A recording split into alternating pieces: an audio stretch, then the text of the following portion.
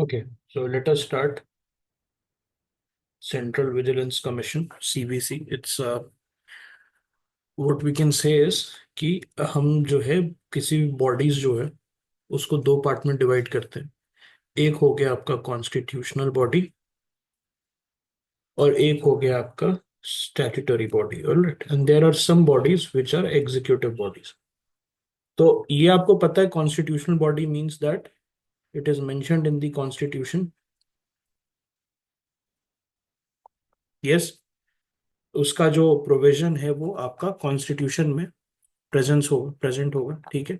Then statutory जो है, okay, statutory body वो आपका लॉ के बेसिस पे होगा. ओके. और उसके बाद जो है एग्जीक्यूटिव जो है that will be based on the executive order. Alright, ठीक है. Okay, no, if you want to leave, you can come back in the 3 p.m. class. Most probably will not be doing it right now. Okay. Central Vigilance Commission, it is the apex vigilance institution in India, established to do what? Prevent corruption and ensure clean, prompt, and efficient governance. And it is an independent body which is answerable only to Parliament and not controlled by any executive authority. ये क्या है? Please remember, this is what is this Central Vigilance Commission a constitutional body? Is Central Vigilance Commission a constitutional body? The answer is no. Please remember this. Okay, it's not a constitutional body, but it is an independent body which is answerable to the parliament and it is not controlled by any executive authority. और ये क्या करता है? ये corruption रोकने के लिए. ये जो है आपका क्या है? करप्शन रोकने के लिए. So vigilance ensures clean and prompt administrative action which is aimed at efficiency and effectiveness in organizations. So which organizations? और government departments की यहाँ बात हो रही है. Does it cover private? Does it cover private uh, corporate or private companies? No, it is talking about government departments. All right. Functions of CVC की अगर हम बात करें, so they basically receive complaints on corruption or misuse of office from various sources, including central government, Lokpal, and whistleblowers under the Whistleblowers Protection Act. So whistleblower कौन होता है? Which person is a whistleblower?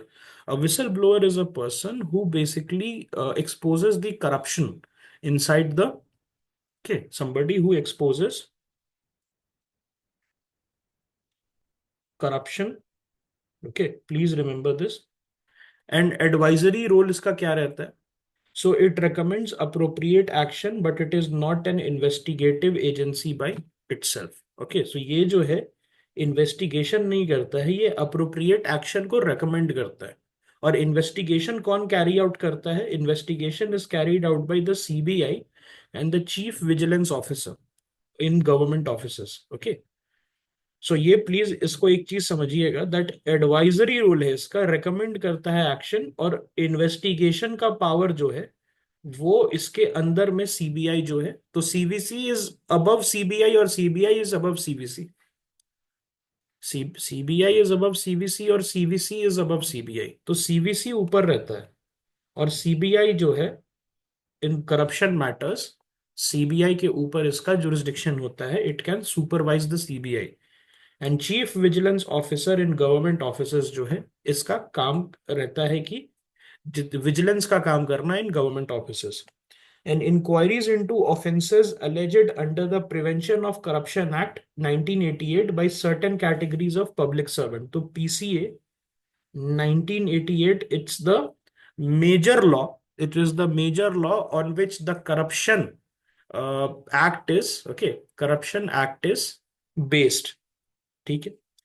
Annual report, सो इसका जो commission का work है which basically highlights the systemic failures which leads to corruption.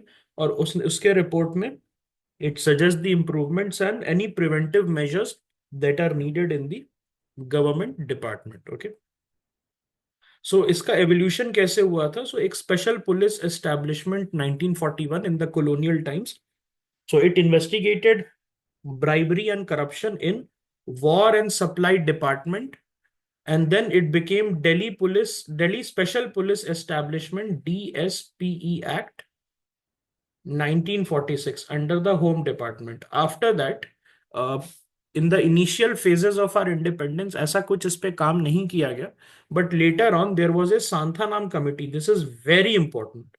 This Santhanam committee is actually important for your prelims as well as mains. Okay, prelims के लिए भी important है. So Santhanam Committee on Prevention of Corruption recommended the establishment of Central Bureau of Investigation, which was established in 1963, and the Central Vigilance Commission, the CVC, which was set up in 1964 by an executive resolution. Okay, so ये याद रखिएगा, CBI और CVC. Okay, CBI और CVC जो है, ये दोनों, इसका एस्टैब्लिशमेंट हुआ था on the recommendations of the Santhanam committee. बहुत इंपॉर्टेंट है. ऑलराइट, एक क्वेश्चन जनरली जो है कमिटी से आपका आ जाता है. In 1997 supreme court in the Vineet Narayan case, so Vineet Narayan case करके था, it directed CVC has supervisory role over the CBI. This is again very important. CVC जो है उसका किसके ऊपर सुपरवाइजरी रोल है? सीबीआई के ऊपर. And this was affirmed in the Vineet Narayan case. Now this is also important.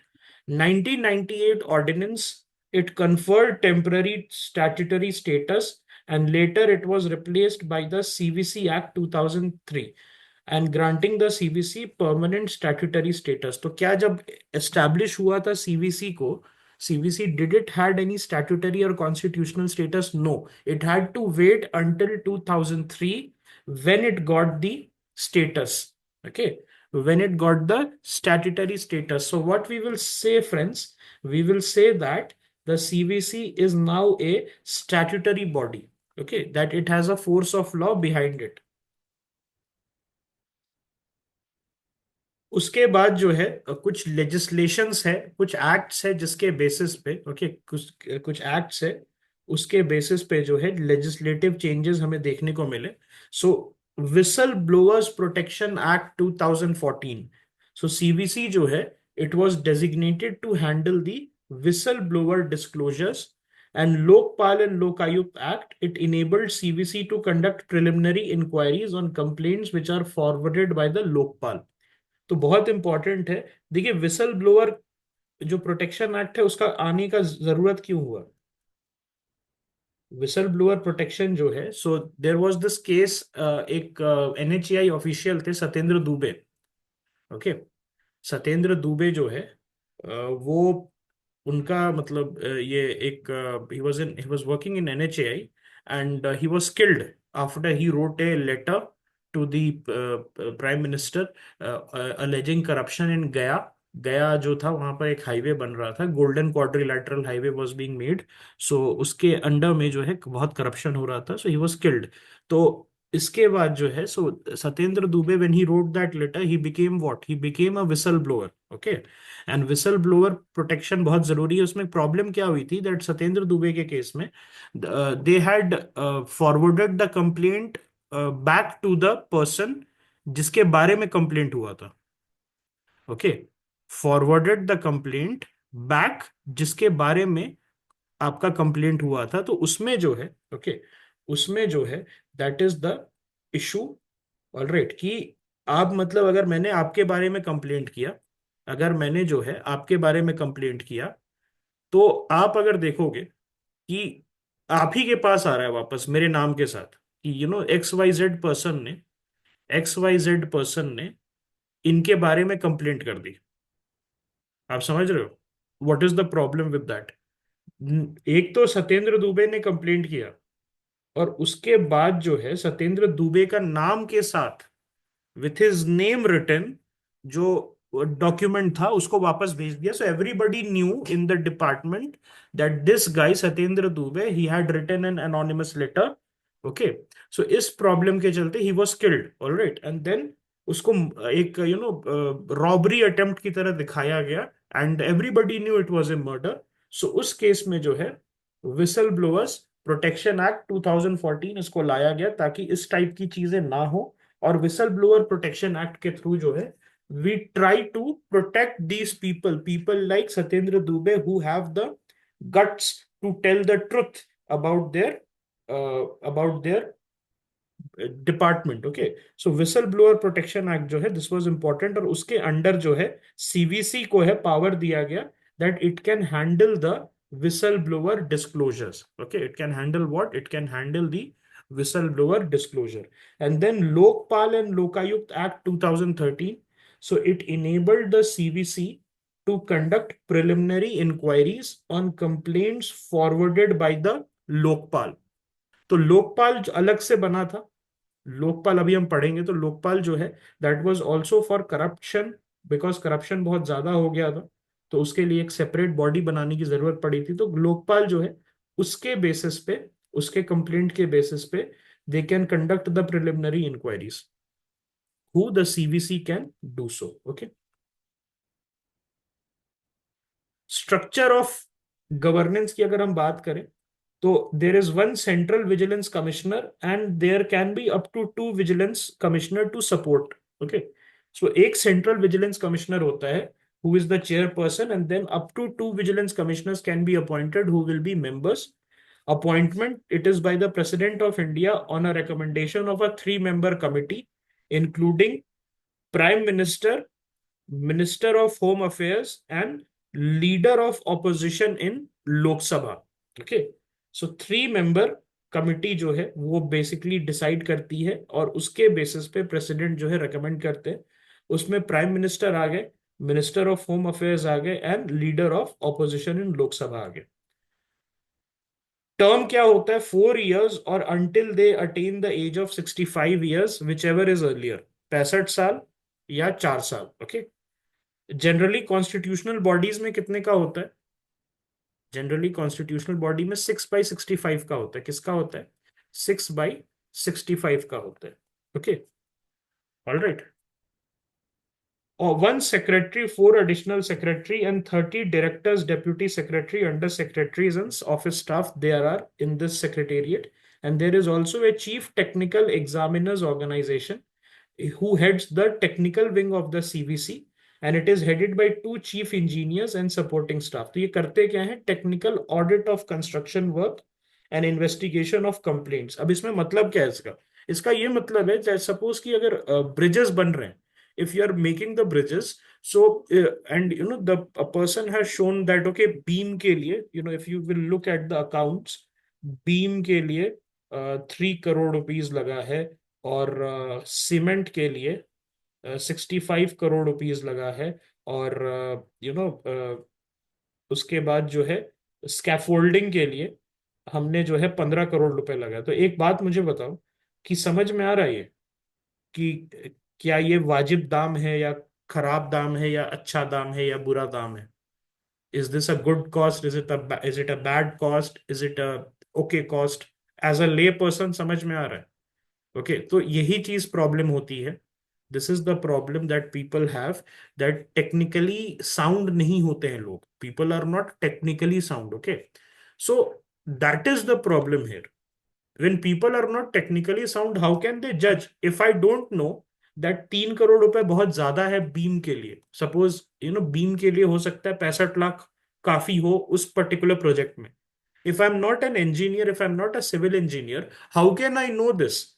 तो इसीलिए टेक्निकल विंग अलग से होता है, who can basically go through all the corruption allegation in a technical manner. If I am alleging कि ये जो बना है ना bridge, suppose there is a bridge, उसमें बनाने में बहुत घपला हुआ है, तो उस घपले को मैं कैसे पकड़ूंगा if I do not have the knowledge of civil engineering? So इसी के लिए जो है चीफ टेक्निकल एग्जामिनर्स ऑर्गेनाइजेशन होता है, जिसमें दो चीफ इंजीनियर्स होते हैं who basically assist the CVC in technical evaluation, and they also assist the CBI in technical evaluation and property valuation, and they advises the CVC and CVO on technical matters in vigilance cases. commissioners for departmental inquiry. So there are also CDIs within the CVC. So there are total 14 CDI posts in the commission. 11 are at the director level, 3 are at the deputy secretary level. और इनका काम क्या है? Oral inquiry करना in departmental proceeding against public servants. तो जैसे suppose आपके against अगर कंप्लेंट आई है तो ये सीडीआईज आपको विजिट करेंगे, डिफरेंट मिनिस्ट्रीज में जाएंगे और वहां पर जो है आपसे पूछताछ करेंगे. आपसे बोलेंगे कि आपने ये पैसा कहाँ से लाया आप, और how why did you sanction this much money, how did you sanction this much money, all these things. Okay. Then integrity index development. So they are doing this with IIM Ahmedabad to create a research based integrity index for public organization. मतलब ये देखने के लिए कि हर ministry और हर department कितना corrupt है या कितना क्लीन है, हाउ हाउ ट्रांसपेरेंट और how opaque are the procedures. Integrity index development जो है ये बना रहे हैं. Investigation arrangement. So please remember, CVC has no independent investigative wing. It relies on a chief vigilance officers who are head of vigilance in each central department. तो हर central department या organization में there is a person who works as the CVO or the chief vigilance officer. Okay, who works in consultation with the CVC. Role क्या होता है in CVOs ka, who are there in each department? They scrutinize the complaints, they conduct preliminary inquiries, and they report their findings to the CVC, and then CVC move ahead. CVC does not have independent investigative power. इस चीज को समझिए. Central Bureau of Investigation, it operates under the overall supervision of the CVC. This was said when, ये कौन से case की बात है? ये वाला जो है, ये कोई केस केस के थ्रू हमें पता चला था क्या?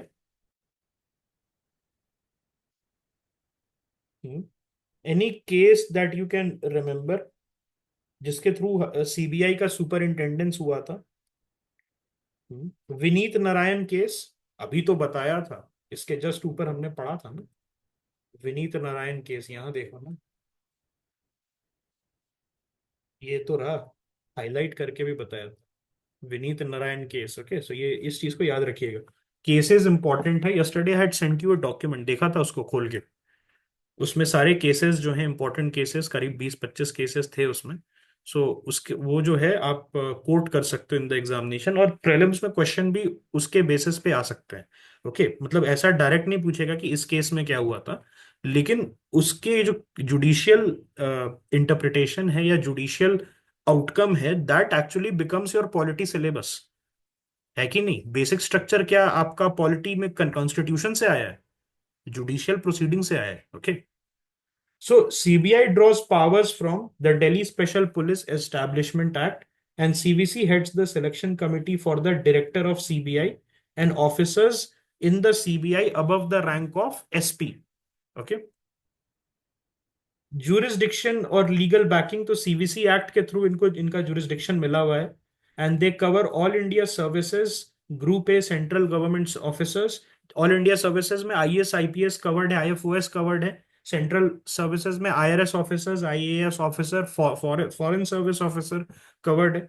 High ranking officers in PSB, PSU, insurance, RBI, NABARD, SIDBI, जितने भी आपके गवर्नमेंट अथॉरिटीज हैं, and officers drawing salary above a certain threshold in societies, local authorities receiving central DA. मतलब ऐसे ऑर्गेनाइजेशन जिनको सेंटर का सपोर्ट मिल रहा है एंड उनके जो हाई रैंकिंग ऑफिसर्स हैं उनको सीबीसी कवर करता है. लोकपाल एंड लोकायुक्त एक्ट जो है 2013 में आया था, and this made amendments to the CBC act, and CBC can conduct preliminary inquiry on referrals from Lokpal for group A B C D officers. मतलब ग्रुप ए ऑफिसर कौन है? ग्रुप ए ऑफिसर जो आप बनेंगे फ्रॉम यूपीएससी, तो group A officer is somebody who is level 10 and above. Group B officer is somebody who is level 7 to 9. Okay, level 7 to 9 के बीच में जो रहता है वो ग्रुप बी ऑफिसर होता है.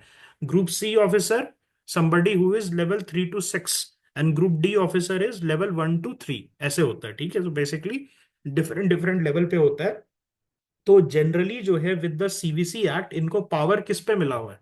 पावर इनका प्रिलिमिनरीली ग्रुप ए ऑफिसर्स पे मिला हुआ है। Okay, IAS, IPS, IFS, IRS, इन सब पे मिला हुआ है। पीएसयू के चेयरमैन, इस टाइप के लोगों पे मिला है। But by the Lokpal and Lokayukta act they can conduct preliminary inquiries on referrals from Lokpal for group A B C D officers. Okay, तो ये group A B C D officers को via the Lokpal and Lokayukta act they can do it, and they must send preliminary inquiry reports on group AB officers back to Lokpal, and they can authorize to investigate further for group C or D employees and take action। इसका मतलब क्या है दोस्त? इसका मतलब ये है, आप बहुत मतलब सिंपल टर्म्स में आप ऐसे समझिए कि अगर सीनियर ऑफिसर है, अगर ग्रुप ए या मतलब इंस्पेक्टर एंड अबव रैंक का ऑफिसर है, या sub inspector and above rank का ऑफिसर है, तो उस केस में क्या होगा? उस केस में, in that case what is going to happen, उस केस में इनका जो है इंक्वायरी रिपोर्ट जो है सीवीसी करेगी, उसको लोकपाल को वापस भेजना होगा, and then Lokpal will do its work. Lokpal जो है वो अपना काम करेगी। लेकिन अगर छोटा एम्प्लॉय है, ग्रुप सी या डी एम्प्लॉय है, सो उस केस में क्या होगा? They are authorize to investigate further. Okay, they will be what? They will be authorize to investigate further, कि आप जो है कर सकते हैं। Okay, they can, okay, they can, अगर specifically if that particular position is brought under it। okay, ऐसे CBI तो कर ही सकती है, सीबीआई कर ही सकती है। Okay, alright. So group C, group D, जो जो लोअर लेवल के एम्प्लॉयज हैं, वो आराम से अपना उन पे सीवीसी एक्शन ले सकती है, फर्दर एक्शन। लेकिन ग्रुप ए बी ऑफिसर को प्रिलिमिनरी इंक्वायरी करके वापस भेजना होगा to the Lokpal.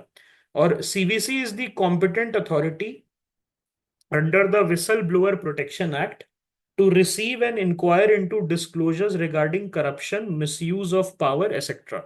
And it provides safeguards against victimization of whistleblower। whistleblower का victimization आप समझ गए? मैंने आपके बारे में कंप्लेंट किया, you are a corrupt person, I made a complaint, और मेरा ही नाम बाहर आ गया, and I you start to hound me. आप जो है मेरे अगेंस्ट बहुत सारे डिपार्टमेंटल ऑर्डर्स निकाल दिए थे, ठीक है? CVC revised guidelines or on posting in vigilance unit. So 3 year limit at one place in a vigilance unit। और यहां पर क्या है कि पोस्टिंग कैसे होगी कि 3 साल का लिमिट होना चाहिए, which can be extendable by 3 or more years at a different place. ऐसे होता है ना, जैसे मान लिया कि 10 officers are there in a department, तो उसमें से एक ऑफिसर को आप सीवीओ बना देते हैं, चीफ विजिलेंस ऑफिसर बना देते हैं। अब इसमें क्या प्रॉब्लम है कि अगर ये आदमी बहुत सालों तक एक डिपार्टमेंट में रह गया, if that person continues to be in one department, would he not develop very deep connections, and this will hamper his decision making. Emotional हो जाएगा कि अरे ये तो मेरे कलीग हैं, इनसे तो मेरा बहुत अच्छा रिश्ता है, और इनके घर में आना जाना लगा रहता है, इनका बच्चा मेरे बच्चे के साथ खेलता है, मैं तो 10 साल से इनको जानता हूँ, इनके अगेंस्ट में क्या कर सकता हूँ, समथिंग लाइक दिस। बट अगर suppose you don't know a person, it is much much easier to take action. If I am not seen your face, if I not know you well, if I know you only for 3 4 months, I can very well take action against you। but if I develop deep connections with you, आपसे मिल रहा हूं तो आपको मैं बता दूंगा, यार देखो ऐसी बात है, for you this is going to be a problem. What are the limitations of CBC? सबसे पहले तो ये एडवाइजरी बॉडी है। उसके बाद there is no independent investigation wing, they rely on the CBIs and the chief vigilance officers in each department for their investigation in large scale corruption and limited enforcement. Okay, CVC recommendations they are not binding. CVC के recommendation जो होते हैं वो binding नहीं होते हैं, and the real action, it depends on the disciplinary authorities in the governmental department. मतलब क्या होता है कि सीवीसी जो है, अगर if CVC basically tells the government department that okay action has to be taken, तो वो बाइंडिंग नहीं होता है, it is only recommendatory in nature, लेकिन it carries a lot of weight. अगर सीवीसी जो है it recommends some action, so it carries a lot of weight, but at the same time it is not binding, okay, on the government. तो एक बड़ा problem है ये। So it's a toothless tiger, can I say like this? इसमें जो है उतना power दिया नहीं गया इनको। Okay, any questions here for CBC?